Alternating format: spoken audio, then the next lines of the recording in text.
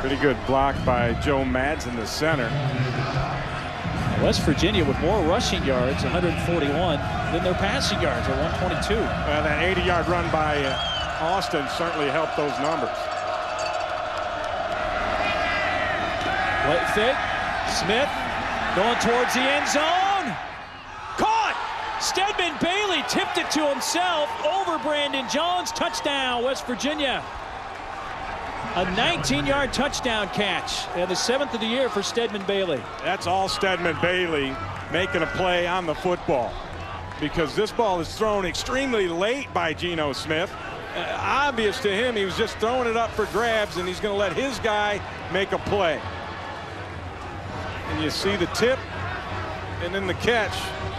Stedman Bailey finally on the board, tips one to himself for a touchdown.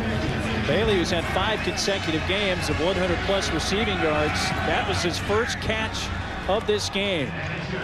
But the extra point makes it 31-27. Great athleticism.